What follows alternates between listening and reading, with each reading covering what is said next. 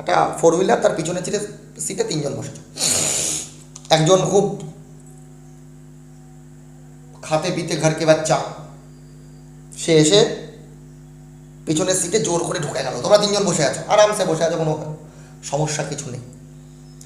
সে জোর করে ঢুকলো, ঢুকে নিয়ে দরজাটাকে বন্ধ করে দিল। সঙ্গে সঙ্গে কী হবে, অপর দিকে যে বাচ্চাটা ছিল সে কী করবে, দরজা খুলে বাইরে পড়ে যাবে। Welcome my dear students. গতদিন আমরা ভিভিটি পড়ে ফেলেছিলাম আর শঙ্করায়ণটা পুরোপুরি শিখে ফেলেছিলাম। আজকে শঙ্করায়ণের কিছু এক্সাম্পলস আমরা দেখব এবং তারপর আমাদের খুব ইম্পর্ট্যান্ট একটা জায়গা যেটা নিয়ে অনেক প্রশ্ন পরীক্ষাতে আসে, 11, 12, জি বা নিট প্রত্যেকটাতেই কিন্তু তুমি দেখবে যে এই ধরনের প্রশ্ন আসে, অর্থাৎ রেজোনেন্সের উপরে আমরা পার্টিকুলারলি কিন্তু কিছু পরিমাণ গুরুত্ব আজকে দেব। তো চলো স্টার্ট করি আজকের লেকচার। দেখো, আমরা গতদিন শঙ্করায়ণের বিভিন্ন প্রকারভেদ জেনেছিলাম। সেখানে আমরা বলেছিলাম যে শঙ্করায়ণের বিভিন্ন টাইপ নিয়ে আমরা আলোচনা করেছিলাম, SP, SP2, SP3, SP3D, SP3D2, SP3D3 কী করে বার করতে হবে সেই নিয়মও আমি তোমাদেরকে শিখিয়েছিলাম। আমি সিম্পল কিছু অর্গানিক কম্পাউন্ডসের দেখব, যদিও নামকরণ আমি এখনও তোমাদের পড়াইনি, পড়াবো অবশ্যই। দেখো, সিম্পলি আমি এখানে কিছু এক্সাম্পলস নিচ্ছি। মনে করো সাপোজ আমি নিলাম ইথেন। কী নিলাম বাবা? Ethane. CH3 single bond CH3। দেন আমি নিলাম CH2 ডাবল বন্ড CH2। দেন নিচ্ছি suppose for example CH3 CH double bond CH2। Just এগুলোকে একটা স্ট্রাকচার বা কম্পাউন্ড হিসেবে তোমরা দেখো। আদারওয়াইজ এই রিলেটেড ফার্দার তথ্য, এর নাম কি, এ কীভাবে হলো, কি বৃত্তান্ত, সেগুলো আমি তোমাদের যখন IUPAC নোমেনক্লেচার করাবো তখন তো তোমাদেরকে আমি বলবোই। Then suppose HC triple bond CH, then suppose CH3 single bond C double bond triple bond CH, then suppose CH2 double bond CH single bond C triple bond CH, then suppose like this CH2 double bond C double bond CH2। অনেকগুলো examples নিয়েছি, তার ভিতরে এই এক্সাম্পলসটা নিয়ে একটু বিশদে আলোচনা করব। যখনই তুমি দেখবে যে কার্বনের সাথে সিঙ্গল বন্ড আছে, অর্থাৎ কোনো ডাবল বন্ড নেই, তখনই আমি জানবো যে এগুলো সিগমা বন্ড। এ নিয়ে তো কোনো দ্বিমত নেই। আর আগের দিনের লেকচার অনুসারে যে সিঙ্গেল বন্ড থাকা মানে সেটা সিগমা। যদি ডাবল বন্ড হতে হয় তো মিনিমাম যে কোয়ারি সেটা কি, একটা সিঙ্গেল বন্ড থাকতে হবে। ডাবল বন্ড প্রেজেন্স, যদি ডাবল বন্ডের প্রেজেন্স প্রয়োজন তাহলে একটা সিগমা বন্ড তাকে থাকতেই হবে। তাহলে কার্বনের সাথে এখানে নাম্বার অফ বন্ডস কটা আছে আমি দেখে নিই। এখানে 3টে হাইড্রোজেন আছে, তারপরে 3টে সিগমা আছে, H আর একটা সিগমা আছে, তাহলে 4টে টোটাল সিগমা আছে। আর সিগমা হওয়া মানে মিনিমাম কনফিগারেশন কি আছে, sp3। আমি আগের দিন করেছিলাম, মিনিমাম সংকরণ কি বলেছিলাম, sp3, অর্থাৎ 4টে হাইব্রিড অরবিটাল প্রয়োজন। মনে আছে নিশ্চয়ই তোমাদের যে কার্বনের ক্ষেত্রে আমি টোটাল 4টে হাইব্রিড অরবিটাল তৈরি করেছিলাম। এই যে 4টে sp3 সংকর কক্ষক এখানে তৈরি হয়েছিল, 4টেই sp3, তার সাথে s এর হাইব্রিড হয়েছিল। যদি sp2 হয় দেন এই, যদি sp হয় দেন এই, ঠিক। তাহলে যতক্ষণই দেখবে কার্বন সিঙ্গেল বন্ডে আছে, চোখ কান বন্ধ করে sp3 কার্বনের হাইব্রিডাইজেশন কি বেড়ে গেল, sp3। যদি ডাবল বন্ড থাকে, আর ডাবল বন্ড থাকা মানেই তুমি এই বন্ডটাকে মনে করো অমিট। তুমি যখন হিসাব করবে তখন কি ডাবল বন্ডের ভেতর থেকে যে কোনো একটা বন্ডকে আউট করে দাও, কারণ জানো ডাবল বন্ডের ভেতর থেকে একটা সিগমা একটা পাই। তো আমি একটা বন্ড আউট করে দিলাম, মনে করো নেই, মনে নেই, তার মানে কি বাকিগুলো সব সিগমা।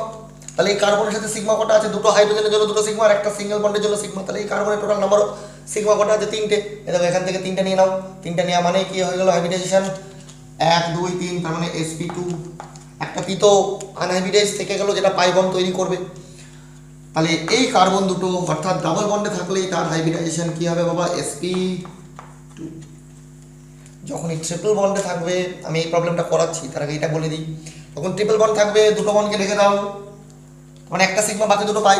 পাই হলে আনহাইব্রিডাইজ পি অরবিটাল প্রয়োজন, দুটো পাই বন্ড আছে, তার মানে দুটো আনহাইব্রিডাইজ পি অরবিটাল দরকার।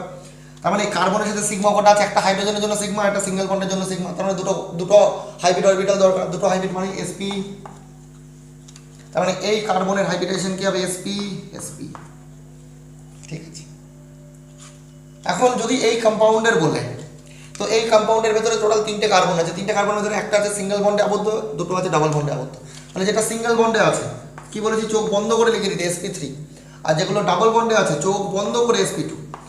ডাবল বন্ডে থাকলে চোখ বন্ধ করে sp2, চোখ বন্ধ করলেও একটুখানি চোখটা খোলা রাখবে, মাইন্ড মাই ওয়ার্ড।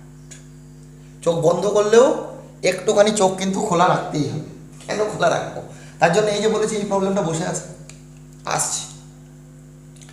এখন এই ব্যাপারটাতে লক্ষ্য করি, কার্বন কটা বন্ডে আবদ্ধ? সিঙ্গেল বন্ডে। সিঙ্গেল বন্ড যখনই হবে তখন চোখ কান বন্ধ, পুরো বন্ধ। আর ডাবল বন্ড হলে চোখটা একটু একটু খুলে রাখতে হবে। তাহলে এই কার্বন হলে sp3, ট্রিপল বন্ড হলে এটা sp, এই কার্বন sp, মিটে গেল ঝামেলা। এখানে লক্ষ্য করো, এটা ডাবল বন্ডে আবদ্ধ sp2, এটা ডাবল বন্ডে আবদ্ধ sp2, এটা ট্রিপল বন্ডে আছে sp। বলে স্যার এটা তো ডবল বন্ডও আছে বা সিঙ্গেল বন্ডও আছে। এখানে ডাবল বন্ডও আছে, এদিকে সিঙ্গেল বন্ডও আছে। যখন ডাবল বন্ড আছে আর সিঙ্গেল বন্ড আছে তখন আগে ডবল বন্ডের দিকে চোখ দেবো, তারপরে সিঙ্গেল বন্ডের দিকে চোখ দেবো। ডবল বন্ডে আগে চোখ দিয়ে ডাবল বন্ডের পুরো, মানে ডাবল বন্ড থাকলে সেখানে সিঙ্গেল বন্ড চুপচাপ বসে থাকবে। সিঙ্গেল বন্ড যখন থাকবে তখন সিঙ্গেল বন্ড হ্যাঁ ও হি ইজ দ্য কিং। বা যখন ডাবল বন্ড চলে আসবে তখন সিঙ্গেল বন্ড চিনে গেলে চুপচাপ থাকবে। ও ডবল বন্ড কী বলছে সেই দিকে নজর দেবে, বললে ডবল বন্ড বলছে আমি এইভাবে যাবো, আচ্ছা চলো চলো চলো ঠিক আছে, ডবল বন্ড যেদিকে যাবে ও সেদিকে যাবে। দেন এখানে ট্রিপল বন্ড আছে, ট্রিপল বন্ড হলে sp। দেখো ট্রিপল বন্ডের সাথে আবার সিঙ্গেল বন্ড আছে, সিঙ্গেল বন্ড সাইলেন্ট হয়ে গেল, ও এর সামনে বেশি কথা বলতে পারে না, চুপ হয়ে যায়। তখন কি এর ফিচার, এর বৈশিষ্ট্য ট্রিপল বন্ড দিয়ে বিচার। এইবার আসি দিস পার্টিকুলার প্রবলেমে। এই পার্টিকুলার প্রবলেমের ক্ষেত্রে লক্ষ্য করো, this carbon is connected to A double bond, this carbon is connected to A double bond, this carbon and this carbon, এই দুটোর উপরে আগে গুরুত্ব দেবেন। এই কার্বন sp2, এই কার্বন sp2। বলে স্যার এই কার্বনও তো ডাবল বন্ডের সাথে আছে, দুপাশে দুটো ডাবল বন্ড আছে, দুপাশে দুটো ডাবল বন্ড আছে এই কার্বনের সাথে। কার্বন তার মানে এর সাথে একটা সিগমা করেছে, এই যে এটা সিগমা, এই কার্বন এর সাথে একটা সিগমা করেছে, এটা সিগমা। বলো ঠিক আছে চলো এটাকে একটু এক্সপ্লেন করি। আচ্ছা বলো তো এর ভিতরে কতগুলো সিগমা কতগুলো পাই বন্ড আছে? বলে স্যার এটাকে ভাঙতে হবে, তাহলে তা না হলে তো আমরা বলতে পারবো না। একটু স্যার ভেঙে নেয়, ঠিক আছে চলো ভেঙে নিই। তাহলে how many sigmas are there? Sigma sigma sigma sigma sigma sigma, 6টা সিগমা অ্যান্ড পাই পাই। ভালো করে বোঝ, ভালো করে বোঝো বাবা। এই কার্বন 3টে সিগমা করেছে, একটা পাই করেছে। এই কার্বন, দিস পার্টিকুলার কার্বন 3টে সিগমা করেছে, একটা পাই করেছে। 3টে সিগমা মানে হাইব্রিডাইজেশন কি হবে? sp2। দিস কার্বন একটা দুটো 3টে সিগমা, আবার এগেইন sp2, লিখেছি sp2 sp2। বাট এই কার্বন কি কাজ করেছে? দুপাশে দুটো পাই করে বসে আছে, দুপাশে দুটো পাই বন্ড করে বসে আছে। তাহলে যদি দুটো পাই বন্ড এই কার্বন ফর্ম করে তাহলে আমার দুটো আনহাইব্রিডাইজড পি অরবিটাল দরকার এই কার্বনের ক্ষেত্রে। তাহলে দুটো আনহাইব্রিডাইজড পি অরবিটাল যদি দেয় তাহলে হাইব্রিডাইজেশন কি হয়? sp। ঠিক দুটো পাই বন্ড, এই কেস যা ট্রিপল বন্ডের কেস সেম। ট্রিপল বন্ডের ক্ষেত্রে যা হয়, এই দুপাশে দুটো ডবল বন্ড থাকলে একটা পার্টিকুলার কার্বনে, তাহলে স্যার এই কার্বন তো দুটো সিগমাও করেছে, সমস্যার কোনো শেষ নেই। বলে স্যার এই কার্বন তো দুটো সিগমাও করেছে, আপনি তো দুটো পাই দিয়ে বিচার করছেন। কার্বন তো দুটো সিগমা করেছে, দুজনের সাথে আলাদা আলাদা। কথা বুঝতে পারছো? কার্বন যদি এখানে sp-ও হয়, যদি sp হয় তাহলে কেউ সিগমা করতে পারবে না এই sp-র সাথে এই sp2 এর? কার্বন এখানে sp দিয়ে, এই কার্বন নিজের sp অরবিটাল দিয়ে এই কার্বনের sp2-র সাথে সিগমা করেছে। এই দিকেও তাই করেছে, এইদিকে একটা নিজের sp, এদিকে নিজের sp, এপাশে একটা sp2-র সাথে কার্বন করেছে বন্ড, অসুবিধা নেই কিছু। আর এদের উপরে দুটো যে আনহাইব্রিডাইজড পি অরবিটাল আছে তারা কি করেছে? এদের সাথে একটা এ করেছে, এই কার্বনের সাথে একটা পাই, এ করেছে এই কার্বনের সাথে একটা পাই, টোটাল পাই কটা করেছে? দুটো। অর্থাৎ এই মিডল কার্বনের হাইব্রিডাইজেশন কি হবে? sp। মিডল কার্বনের হাইব্রিডাইজেশন কি হবে? sp। খুব ইম্পর্টেন্ট জায়গা, বুঝলে ভেঙে বোঝার চেষ্টা করো, যাতে কোনোদিন কোনো প্রবলেম ঠিক ভুল না হয়। আর একটা প্রবলেম পরীক্ষাতে দেয়, সাপোজ ফর এক্সাম্পল বেনজিন, কি নাম, benzene.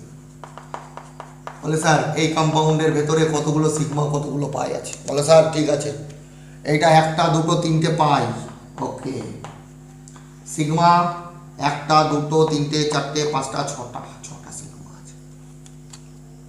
What is the structure of benzene? C6H6।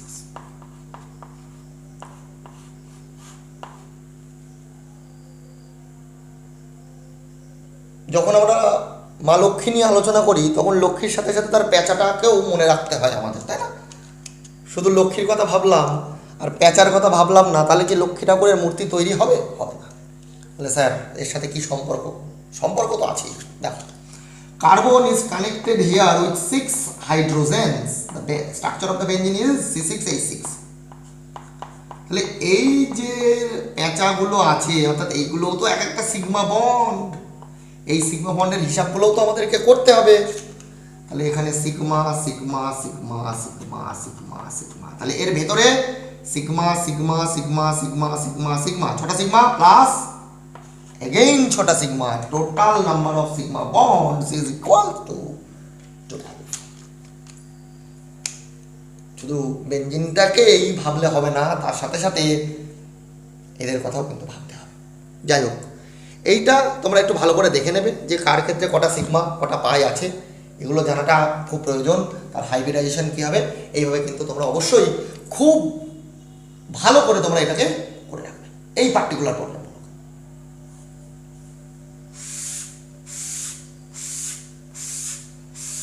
চলো এগিয়ে নিয়ে যাই তোমাদের নেক্সট টপিক। আমরা পড়ব এখন রেজোনেন্স, যার বাংলা হচ্ছে সংস্পন্দন। সংস্পন্দন, রেজোনেন্স অদ্ভুত। দেখো,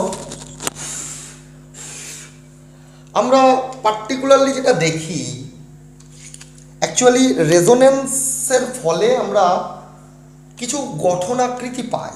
রেজোনেন্স কি কি বৃত্তান্ত আমি আলোচনা করছি। দেখো, যে কোনো অণু বা আয়নের আমরা যে প্রকৃত গঠনাকৃতি বলি, সেটা অ্যাকচুয়ালি কোনো পার্টিকুলার স্ট্রাকচারকে আমরা বলবো না। স্যার এটা কি বললেন? কোনো পার্টিকুলার স্ট্রাকচারকে বলবো না মানে কোনো অণু বা আয়নের যে ভ্যালেন্স ইলেকট্রনসগুলো আছে, যে ভ্যালেন্স ইলেকট্রনগুলো পুনর্বিন্যাসের মাধ্যমে তারা ভিন্ন ভিন্ন লুইস স্ট্রাকচার তৈরি করে। দেখা যাচ্ছে একটা মলিকিউলের বা অণু বা আয়নের আমি হিসাব করছি, অনেকগুলো আমি স্ট্রাকচার পেলাম পুনর্বিন্যাস করে। কীভাবে পুনর্বিন্যাস করবো আমি দেখাচ্ছি। সাপোজ আমি 3টে স্ট্রাকচার পেয়েছি, ওই 3টে স্ট্রাকচারের ভেতরে যে কোনো একটা পার্টিকুলার যদি আমি তুলে নিই, আমি বলতে পারি না যে ওটাই ওই পার্টিকুলার অণু বা আয়নের সঠিক গঠনাকৃতি। ওই অণু বা আয়নের পার্টিকুলারলি ওই অণু বা আয়নের সঠিক গঠনাকৃতি হলো ওই যে 3টে স্ট্রাকচার আমি পেয়েছি তাদের মিলিত ফল। তাদের মিলিত ফল। Let me explain. যে সাপোজ কোনো একটা স্ট্রাকচার নিয়ে আমি আলোচনা করি। সাপোজ ফর এক্সাম্পল আমি নিচ্ছি এখানে CO3 2 minus, CO3 2 minus, carbonate ion. আচ্ছা, কার্বনেট আয়নের আমরা তো হিসাব সবগুলোই করতে পারি। কার্বনেট আয়নের ক্ষেত্রে আমি জাস্ট একটু তোমাদেরকে কুইক রিমাইন্ডার দিয়ে দিই, অলরেডি এই রিলেটেড ভিডিও দেওয়া আছে। What is the value of Q here? Carbon 4, 3 6 18, 4 18 4 22 আর 2 24, একবারে করলাম। Total number of electron 24। Number of lone pair electron, কার্বনের সাথে 3টে অক্সিজেন আছে, মানে 3টে বন্ড আছে। লোন পেয়ার প্রথমে বন্ড পেয়ারটা হিসাব করি। বন্ড পেয়ার ইলেকট্রন, কার্বনের সাথে 3টে বন্ড আছে অক্সিজেনের, তার মানে bond pair electron 6। Hence lone pair electron কত বেরোবে? 24 - 6, দ্যাট ইজ 80। তাহলে what is the structure of carbonate ion? COOO। Bond pair 3, bond pair 6, তার মানে বন্ড পেয়ার কটা হবে? 3। বন্ড পেয়ার ইলেকট্রন 6 হলে বন্ড পেয়ার 3টে হবে। CO3 2 minus. 18টা ইলেকট্রন আছে, 18টা ইলেকট্রন দিয়ে দাও। 18টা ইলেকট্রন দিয়ে দিলাম, 18টা ইলেকট্রন দিয়ে দিলাম। এবার কার্বন ভ্যালেন্সি কত শো করে? 4। তাহলে যে কোনো একটা অক্সিজেনকে আউট করে দাও, ডবল বন্ড তৈরি করে দাও। আর দুটো মাইনাস আছে, ফর্মাল চার্জ ক্যালকুলেশন করে মাইনাস দুটো বসিয়ে দিলাম, কোনো ব্যাপার নেই, সমস্যা কিছুতে নেই। This is the structure of carbonate ion. এখন আমি তোমাদেরকে বলি যে রেজোনেন্সের মাধ্যমে আমরা যতগুলো স্ট্রাকচার পাবো, অনেকগুলো স্ট্রাকচার পাবো। কী কী স্ট্রাকচার পাবো আমি দেখাচ্ছি। তাদেরকে আমরা কি বলবো? Resonating structure. কোনো দিন বলবে না। কি বললাম? রেজোনেন্সের ফলে পাচ্ছি রেজোনেটিং স্ট্রাকচারস। জীবনের পরের দিনও বলবে না, এটা পুরো ভুল কথা। অ্যাকচুয়ালি কি কথা? Canonicals, canonical structures, canonical structures, canonical structures. Actually যতগুলো রেজোনেন্স আমরা পাবো টোটালটাকে মিলে বলা হয় রেজোনেন্স হাইব্রিড। কি বলে? টোটাল যে সিস্টেমটা আমরা পাবো, আমি দেখাচ্ছি, কিন্তু পার্টিকুলার প্রত্যেকটাকে ইন্ডিভিজুয়ালি আমরা কি বলবো? Canonical structure. কখনো রেজোনেন্স থেকে পাচ্ছি বলে রেজোনেটিং স্ট্রাকচারস বলবো না, নেভার। এবং একটা কথা তোমাদেরকে বারবার মাথায় রাখতে হবে যে রেজোনেন্সের যে গঠনাকৃতি আমরা পাচ্ছি এটা পার্টিকুলারলি, সাপোজ আমি যতগুলো স্ট্রাকচার পাবো, ক্যানোনিক্যাল স্ট্রাকচার যতগুলো পাবো, তাদের কিন্তু রিয়েল এক্সিস্টেন্স কিছু নেই, রিয়েল এক্সিস্টেন্স কিছু নেই। স্যার তাহলে কেন পড়বো? বলছি, লুক, এইখানে একটা স্ট্রাকচার থেকে আরেকটা স্ট্রাকচারে যে পুনর্বিন্যাস হচ্ছে তাকে আমরা এইভাবে তীরচিহ্ন দিয়ে দেখাবো, এইভাবে তীরচিহ্ন দিয়ে দেখাবো। দেখো আমি বলতে পারি আরেকটা জিনিস তোমাদেরকে একটু হিসেবে পড়ে দিই। সাপোজ CH3 CO CH3, এখান থেকে যদি আমি উভমুখী তীরচিহ্ন দিয়ে দেখাই, উভমুখী তীরচিহ্ন দিয়ে সাপোজ আমি এখান থেকে ইনল স্ট্রাকচারটা পেলাম, যদিও এখনো অর্গানিক কেমিস্ট্রি তোমাদের হয়নি, তবুও আমার চ্যানেলে লেকচার দেওয়া আছে, তোমরা দেখতে পারো, আমি তো পড়াবোই, পরপর যাবো, একদম তোমাদের নিয়ে চলবো। এই দুটোর কিন্তু পার্টিকুলার তোমার রিয়েল এক্সিস্টেন্স আছে। This is the keto form, এটা actually tautomerism, and this is the enol form. Ene মানে ডাবল বন্ড, অল মানে উইচ, এর কিন্তু রিয়েল এক্সিস্টেন্স আছে। ওই জন্য এটাকে উভমুখী এই ইকুইলিব্রিয়াম সাইন দিয়ে আমরা দেখাতে পারি, ইকুইলিব্রিয়াম চিহ্ন দিয়ে আমরা দেখাতে পারি। কি চিহ্ন? ইকুইলিব্রিয়াম। তার উভমুখী এই যে চিহ্নটা এইভাবে যাচ্ছে, এইভাবে যাচ্ছে, এটা ইকুইলিব্রিয়াম সাইন বলে। অর্থাৎ এদের দুজনের রিয়েল এক্সিস্টেন্স আছে, এখান থেকে এখানে যাবে, এখান থেকে এখানে আসবে, এবং এদের পার্টিকুলারলি এদের রিয়েল এক্সিস্টেন্স আছে। বাট এখান থেকে আমি যে এখানে যাচ্ছি, এখানে তীর চিহ্নটা কি দেখাচ্ছি, এটা দেখতে অনেকটা একরকম হলেও এদের কিন্তু এটা কিন্তু ওই রেজোনেন্সেরই প্রকাশের একটা মাধ্যম, যার কিন্তু রেজোনেন্সের ফলে যে স্ট্রাকচারগুলো আমি পাচ্ছি তাকে কি বলছি? তার রিয়েল এক্সিস্টেন্স নেই। অর্থাৎ এই চিহ্ন দিয়ে যদি কখনো তুমি দেখিয়ে ফেলো তাহলে কিন্তু তোমরা একটা জীবনে বিশাল বড় ভুল করতে চলেছো। তো এইটাকে কিন্তু দেখাবে না। লোক ভালো করে লক্ষ্য করো বাবা, লুইস গঠন কিভাবে চেঞ্জ হচ্ছে ভালো করে দেখো। গাড়ির পিছনের সিটে বসেছো তিনজন, একটা 4 হুইলার, তার পিছনের সিটে তিনজন বসেছো। একজন খুব খাতে পিতে ঘর কে বাচ্চা, সে এসে পিছনের সিটে জোর করে ঢুকে গেল। তোমরা তিনজন বসে আছো, আরামসে বসে আছো, কোনো সমস্যা কিছু নেই। সে জোর করে ঢুকলো, ঢুকে নিয়ে দরজাটাকে বন্ধ করে দিল। সঙ্গে সঙ্গে কী হবে? অপর দিকে যে বাচ্চাটা ছিল সে কী করবে? দরজা খুলে বাইরে পড়ে যাবে। বুঝতে পারলাম? This is resonance, this is resonance. কেন বললাম এক্সাম্পলটা? Carbon here connected with 4 bonds, যেটা কার্বনের ভ্যালেন্সি 4, মাইনাসটা যে এই বন্ডে পড়ে গেল সঙ্গে সঙ্গে মাইনাস, অক্সিজেনের তো কোনো ব্যাপার নেই, অক্সিজেন এখানে কত ভ্যালেন্সি হচ্ছে? 1 আর 1 2, ওর হাত ঠিক আছে।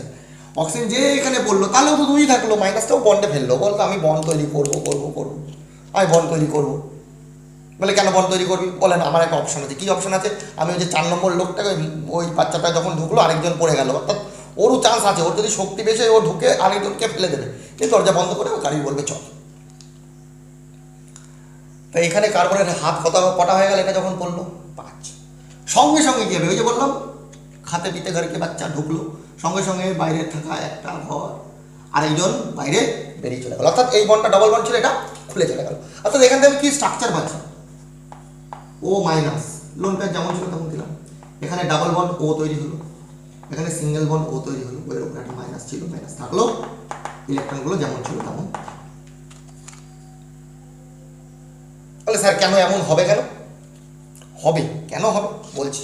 তাহলে এখান থেকে আমি আরেকটা স্ট্রাকচার পেতে পারি। এই মাইনাসটা মনে হলো আমি এখানে পড়ব, এই বন্ডটা সঙ্গে সঙ্গে কী হবে? এখানে খুলে যাবে। অর্থাৎ এই যে মাইনাস পড়া আর ডাবল বন্ড খোলা, এ কী করবে? চলতেই থাকবে। আর কোনো স্ট্রাকচার দুবার রিপিট হবে না, এটা কিন্তু মাথায় রাখবে, কোনো স্ট্রাকচার দুবার রিপিট হবে না।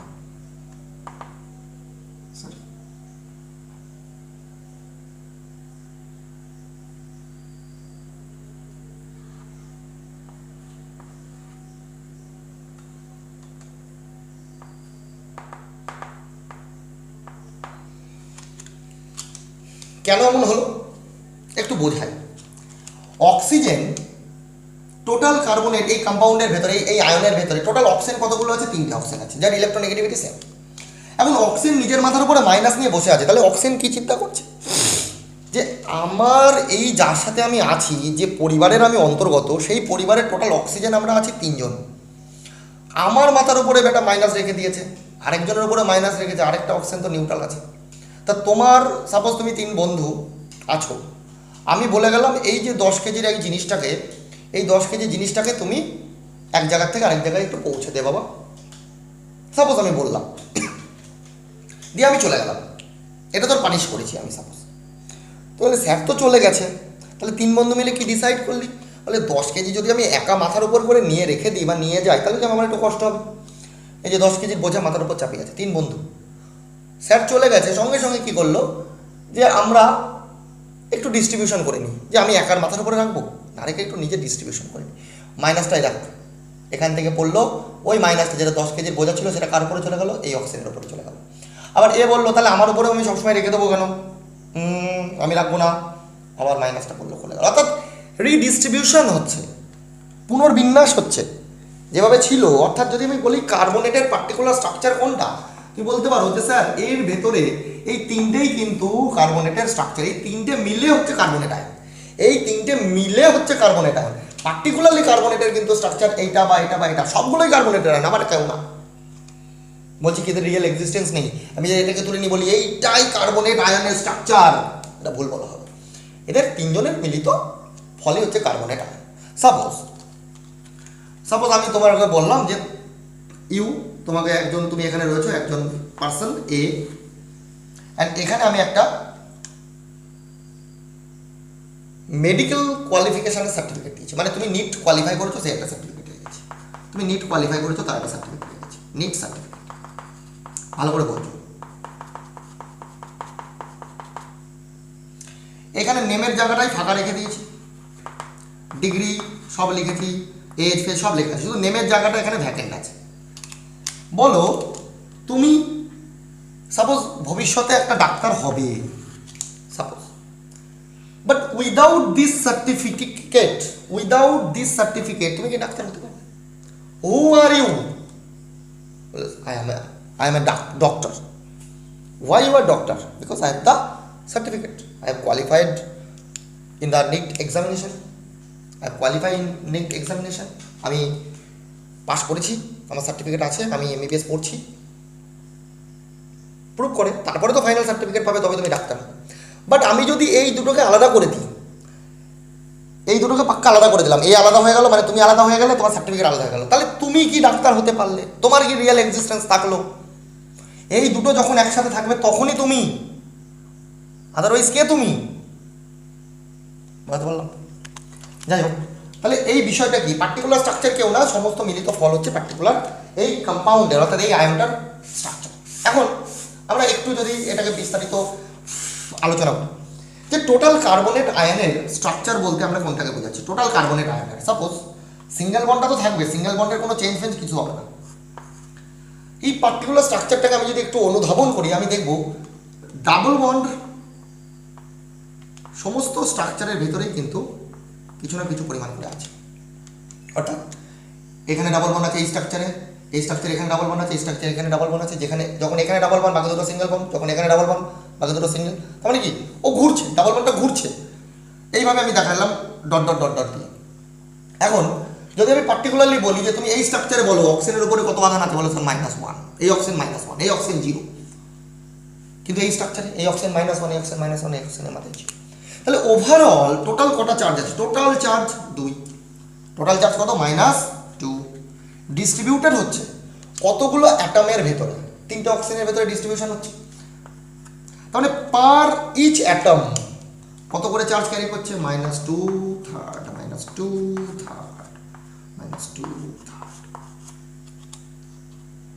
ঠিক এইভাবে হিসাব করবে।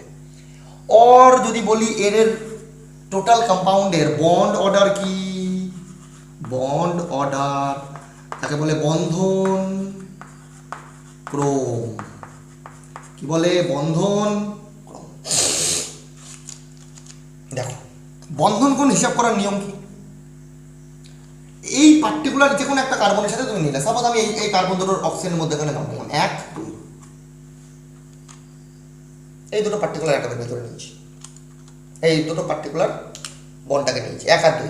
এবার 1 আর 2 তাহলে এখানেও 1 2 এখানেও 1 2, তাহলে টোটাল যতগুলো স্ট্রাকচারে 1 2 আছে টোটাল তুমি দেখে মনে করলে স্যার এই কার্বন অক্সিজেনের সাথে ডাবল বন্ডে আবদ্ধ, আমি তো বলতে পারি এই কার্বন তো এই অক্সিজেনের সাথে ডাবল বন্ডে আবদ্ধ পরের স্ট্রাকচারে অল্টারনেট পজিশনে আছে। তোমরা ওই গেমটা দেখেছো না, ইউটিউবে অনেক এরকম গেম আছে দেখবে, অর্থাৎ এইরকম ভাবে পরপর এরকম ভাবে কিছু জিনিস সাজানো আছে, তুমি এইটাকে যদি ধাক্কা দাও সঙ্গে সঙ্গে এটা এর উপরে পড়বে, এর উপরে পড়বে, এর উপরে চলতে থাকবে। দিস ইজ রেজোনেন্স, অল্টারনেট ভাবে চলছে, movement of electron, redistribution of electrons. বন্ধন কোণ কি করে বার করবো, এই পার্টিকুলার 1 2 বন্ডের ভিতরে এই পার্টিকুলার স্ট্রাকচার আমি তো বলি এটাকে 1 2 3, 1 নম্বর স্ট্রাকচারে এই কার্বন অক্সিজেনের মধ্যে কটা বন্ড আছে 2, প্লাস 2 নম্বর স্ট্রাকচারে কটা বন্ড আছে 1টা, প্লাস 3 নম্বর স্ট্রাকচারে কটা বন্ড আছে 1টা, টোটাল নাম্বার অফ স্ট্রাকচারস ক্যানোনিক্যালস কটা পেয়েছে 3টে, বন্ধন ক্রম ইজ ইকুয়াল টু 4/3। কারণ এই প্রত্যেকটা কার্বন অক্সিজেন সমতুল্য। রেজোনেন্স এটাই আমাদের প্রুভ করে যে কার্বনেটকে তুমি যেভাবে দেখছো, তোমাকে যখন আমি বলি মানে actual particular structure of the carbonate ion is this is the particular structure of carbonate ion, this is the particular structure, this is the actual structure. কিন্তু আমরা যখন কার্বনেট আয়ন লিখি আমরা এইভাবে লিখি, মানে এটাও কার্বনেট আয়ন, এটাও কার্বনেট আয়ন, এটাও কার্বনেট আয়ন, আবার কোনোটাই কার্বনেট আয়ন নাই, টোটাল মিলিত ফল হচ্ছে কার্বনেট আয়ন। এর কিছু বৈশিষ্ট্য এ ক্যারি করে, এর কিছু বৈশিষ্ট্য এ ক্যারি করে, সমস্ত কিছু মিলিত ফল হচ্ছে এটা। তাহলে এখানে কত বেরোলো বন্ধন ক্রম, তোমাকে দেখে বললো এই কার্বন অক্সিজেনের ভেতরে কটা বন্ড আছে, তুমি বললে 2টো, বুদ্ধিমান লোকে কি বলবে 4/3। এই কার্বন অক্সিজেনের ভেতরে কটা বন্ড আছে, তুমি বললে 1টা, বুদ্ধিমান লোকে কি বলবে 4/3। এই কার্বন অক্সিজেনের মধ্যে কটা বন্ড আছে 1টা, বুদ্ধিমান লোকে কি বলবে 4/3। অর্থাৎ প্রত্যেকটা কার্বন অক্সিজেনের বন্ড অর্ডার কত 4/3, that is 1.33। This is resonance, resonance is very important. চলো তোমাদের আরও এগিয়ে নিয়ে যাই, অন্যান্য স্ট্রাকচারগুলোকে একটু দেখাই, তাহলে তোমাদের কাছে বিষয়টা আরও বেশি ক্লিয়ার হবে।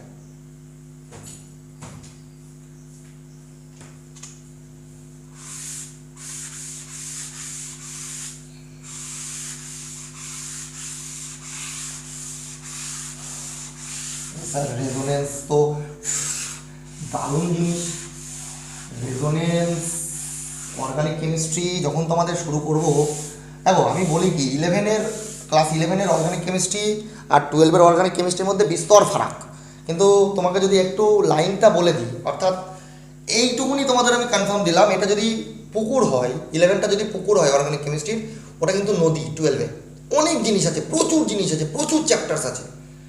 তো অর্গানিক কেমিস্ট্রি যদি একটু ভালো করে করতে পারো, organic chemistry very very very interesting, very interesting.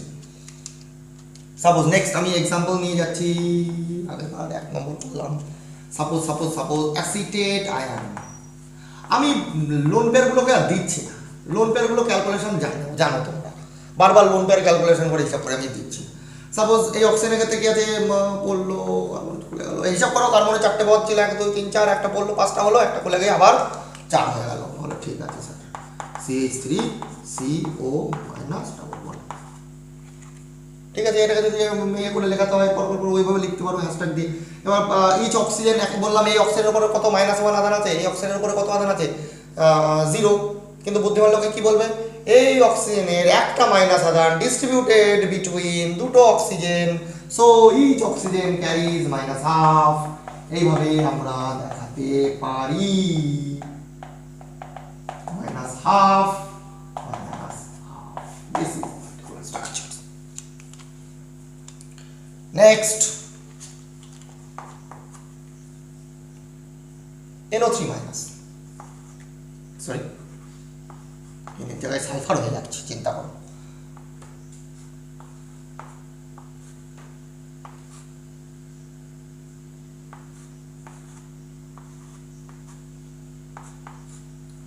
প্রথম লেকচারে বলে দিয়েছিলাম প্লাস প্লাস নিয়ে থাকে, কি করব, মাইনাস করবো, ডবল বন্ড খুলবো, মাইনাস পড়বে বন্ডে খুলবে মাথায়, পড়বে বন্ডে খুলবে যে অ্যাটমের সাথে আছে তার মাথায়, পড়লো বন্ডে খুললো মাথায়, কি পেলাম, নাইট্রোজেন প্লাস অ্যাটম নিয়ে বসে আছে। আর নাইট্রোজেন সমযোজিত চাপ দেখালে অ্যান্টাসিড খেতাম, অ্যান্টাসিড বলতে প্লাস অ্যাটম নিতেই হয়, ও শো অফ করতে পছন্দ করে, অনেক আছে না শো অফ দেখায়, খুব শো অফ করে, যা ক্ষমতা নেই তার থেকে বেশি 4 গুণ এক্সেস কথাবার্তা বলে, তখন কি বলে লোকজন, তখন তাকে খুব আন্ডার এস্টিমেট করে, শো অফ করার দরকার নেই কিছু, কোনো কিছু। এভাবে পরপর পরপর চলবে নাইট্রেট আয়নের স্ট্রাকচার, হ্যাঁ কি না বাবা, এইভাবে পরপর পরপর চলতেই থাকবে। অর্থাৎ কোনো পার্টিকুলার স্ট্রাকচারের ক্ষেত্রে আমরা যদি একটু হিসাব করে দেখি যে তার গঠন, ওই যে পুনর্বিন্যাস হচ্ছে, সেই পুনর্বিন্যাসের মাধ্যমে যতগুলো স্ট্রাকচার আমরা পাচ্ছি তাদের টোটাল মিলিত ফর্ম। দেন দেন দেন দেন দেন সাপোজ CO2 করি, তো CO2 C double bond, sir এর আবার রেজোনেন্স কি করে হবে, হবে তো বটেই।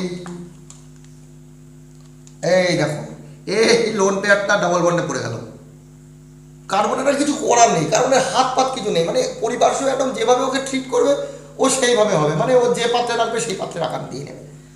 এমনি তো দুনিয়ার যৌগ তৈরি করে বসে থাকে ক্যাটিনেশন ধর্মের জন্য, তারপরে যৌগ করার পরে কি যে সবার সাথে আছে তার প্রবলেম অনেক, অর্থাৎ সবার মতন করে ওকে চলতে হবে। সঙ্গে সঙ্গে কী করলে এই বন্ডটাকে খুলে ফেলে দিল, অর্থাৎ এখান থেকে আমি কী পেলাম, ও এর উপর মাইনাস চলে গেল, এটা সিঙ্গেল বন্ড হয়ে গেল সি, ট্রিপল বন্ড ও।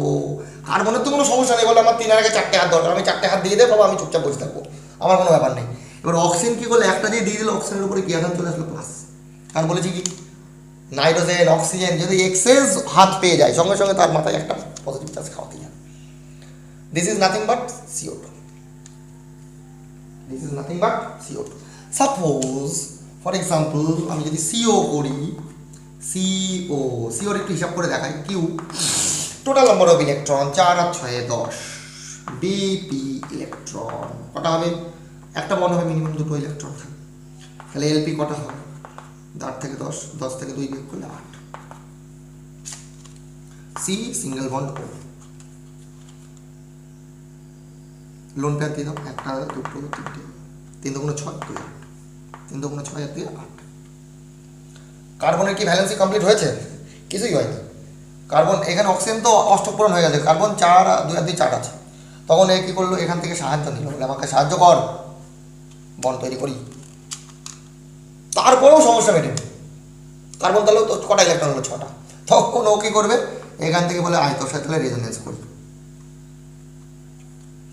আজা হাম রেজোনেন্স করতে হ্যাঁ, ট্রিপল বন্ড হয়ে গেল, ও এর উপরে কি আধান পড়ে গেল প্লাস ইলেকট্রন দিয়েছে না, আর ট্রিপল বন্ড পেয়ে গেছে, আর ট্রিপল বন্ড পেয়েছে মানে অক্সিজেনের উপরে প্লাস আধান দিতেই হবে। এইবার কার্বনের উপরে কটা ইলেকট্রন হলো 6টা, এবার অক্সিজেন ইলেকট্রনটা কার দিকে দিল, কার্বনের দিকে দিল, কার্বনের উপরে কার্বনের হাত করা হচ্ছে 3টে মাইনাস 1টা, বোঝা গেল। This is the canonical structures of carbon monoxide CO। ঠিক আছে, চলো নেক্সট এক্সাম্পল দেখি, নেক্সট এক্সাম্পলটা দেখি।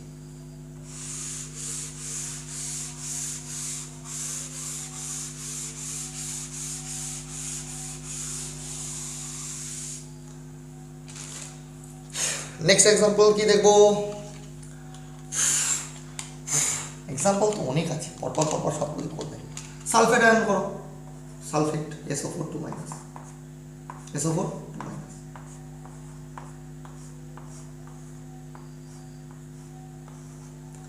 এটা এইভাবে হয়, আমি তোমাদেরকে বোঝানোর জন্য এটাকে একটু চেঞ্জ করে দিচ্ছি, এইভাবে দেখালে তোমাদের একটু মেবি সুবিধা হবে হয়তো। মাইনাস পরেও ডাবল বন্ড খুলো, মাইনাস পড়বে ডাবল বন্ড খুলবে, দেখো এই মাইনাসটা যখনই পড়ে গেল এই ডাবল বন্ড খুলে গেল, কি পেলাম এখানে এস, এটা যেমন ছিল তেমন থাকলো, এ যেমন ছিল তেমন থাকলো, এদিকে এটা খুলে গেছে, ওর উপর মাইনাস চলে গেছে, এটা ডাবল বন্ড করেছে।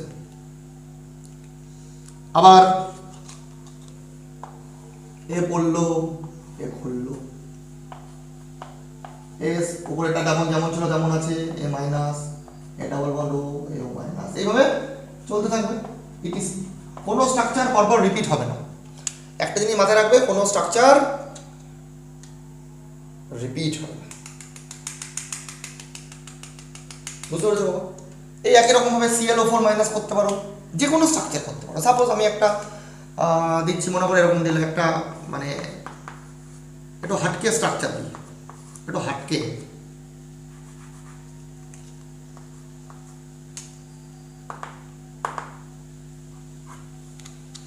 ওর উপরে লোন প্যাড আছে।